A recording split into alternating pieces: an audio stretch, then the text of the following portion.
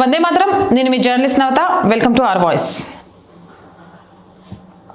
First నేను ఒక video చూపిస్తా చూడండి. నేను స్క్రీన్ మీద ప్లే చేయకపోవడానికి కారణం నాకు అది డైరెక్ట్గా చూపించాలి అనిపించలేదు, కొంచెం బ్లర్ చేసి ప్లే చేయాలి అనుకుంటున్నాను. బికాస్ కాపీరైట్ ఇష్యూస్ ఉంటాయి, ఇలాంటి హింసను ప్రేరేపించే వాటిని డైరెక్ట్ చూపించడం కూడా కరెక్ట్ కాదు. కాబట్టి ఆ వీడియో చూసిన తర్వాత అది అటెండరా, ఆయానా, ఆడదేనా, రాక్షస అని మనం మాట్లాడుకుందాం.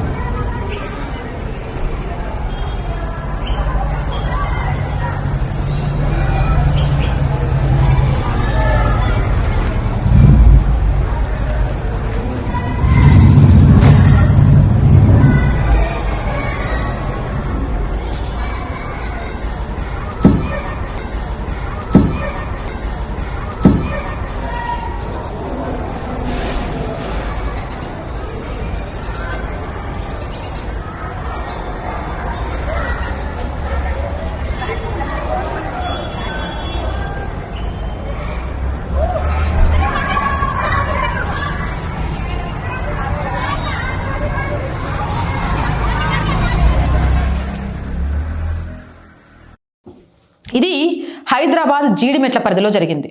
షాపూర్లోని ఒక స్కూల్లో. ఎంత దారుణం అంటే, ఆ స్కూల్లో నర్సరీ చదువుతున్న 4 సంవత్సరాల పాప మీద అదే స్కూల్లో ఆయాగా పనిచేస్తున్న ఈవిడ రాక్షసిలాగా బిహేవ్ చేసింది. ఈ ఘటన అక్కడే ఉన్న ఒక యువకుడు, స్థానిక యువకుడు సెల్ ఫోన్లో రికార్డ్ చేసిండు. రికార్డ్ చేయడంతో ఈ విషయం మొత్తం బయటికి పడింది. ఆ పాప పరిస్థితి ఎలా ఉంది అంటే ఫుడ్ తీసుకోమన్నా తీసుకోలేని స్థితిలో ఉంది. ప్రస్తుతం హాస్పిటల్లో ఉంది. డిశ్చార్జ్ అయిందా లేదా తెలియదు. జ్వరం రావడం, తను బాగా సిక్ అయింది. అయితే ఇక్కడ 2 విషయాలు నేను మాట్లాడతాను. పాఠశాలలో అటెండర్స్ని తీసుకున్నప్పుడు, ఆయాలను తీసుకున్నప్పుడు, డ్రైవర్స్ని తీసుకున్నప్పుడు ఎలాంటి ఎంక్వైరీలు చెయ్యరా? తక్కువ జీతాలు ఇచ్చేసి ఎవడు పడితే వాడిని పెట్టేసుకుంటారా? ముఖ్యంగా ప్రీ ప్రైమరీ స్కూల్స్కి సంబంధించి అమ్మతనం ఉన్న ఆయాలు కావాలి, ఆడవాళ్ళైన ఆయాలు కావాలి. ఆడదిగా పుట్టినంత మాత్రాన ఆడదవ్వదు, అమ్మతనం ఉంటేనే ఆడదవుతుంది. నేను ఆడవాగా పుట్టినా కాబట్టి నన్ను ఆడది అని సంబోధించండి అంటే కుదరదు. నీలో రాక్షసత్వం ఉంటే నువ్వు అసలు ఆడదానివే కాదు, అమ్మతనం ఉన్నప్పుడే ఆడదానివి అవుతావు. అంత పాశవికంగా ఆ పిల్ల మీద ఎక్కి కింద పడేసి కొట్టి నువ్వు ఏ జాతికి పుట్టినావో కూడా అర్థం కావట్లేదు. ఇలాంటి వాళ్ళను ఇంకా బయటే ఉంచిండ్రా? కటకటాల పాలు చేసిండ్రా లేదా? ఎన్ని సంవత్సరాలు శిక్ష చేశారు? ఖచ్చితంగా పడాలి.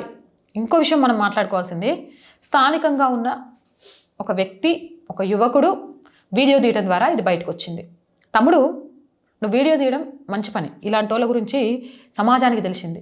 కానీ ఎప్పుడైతే ఆ పిల్ల మీద ఎక్కి తొక్కుతుందో అప్పుడు వెళ్ళి 2 లప్ప ఆయను కొట్టాల్సింది కదా.